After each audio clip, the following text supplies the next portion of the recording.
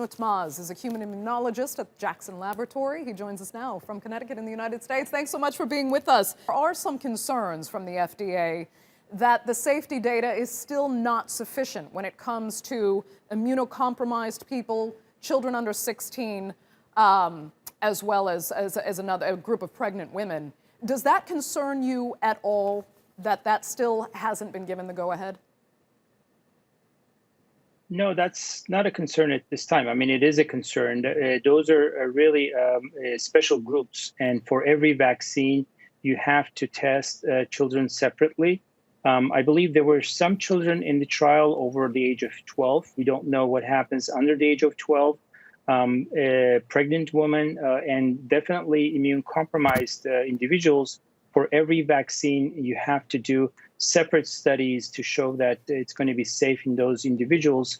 But given that those are probably not going to be a priority in terms of vaccination right now, that's not a concern for potential approval on Thursday. But definitely these companies have to move forward to test on those groups as well. Fair enough. So you do think the FDA then will greenlight the Pfizer-BioNtech vaccine? Very likely. Today, FDA's advisory board a few hours ago issued that there were no significant safety issues, and they really analyzed the data very carefully. It was a 200-page report from Pfizer-BioNtech. Typically, FDA takes that into consideration, and we expect that it will be approved Thursday. Okay.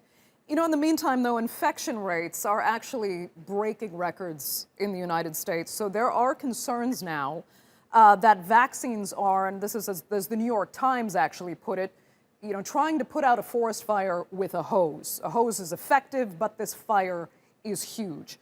Do you worry that at this point, you know, a vaccine is really only going to make a dent in stopping this infection from spreading so much further? In terms of stopping infections, the vaccines are not going to make a dent until maybe April, May, or June, because you really need to vaccinate a significant portion of the population. What the vaccines will do in the next 2 months, let's say, if it can really vaccinate the high-risk groups over the age of 65 with chronic diseases and healthcare workers, that will alleviate the workload of hospitals. The severe patients will be greatly reduced. The deaths will be greatly reduced.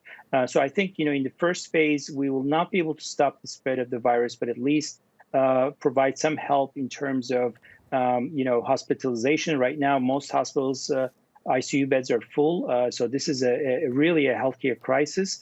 But until then, so you really need to vaccinate somewhere between 20-30 million people to get to that point. We don't even have that many vaccines yet.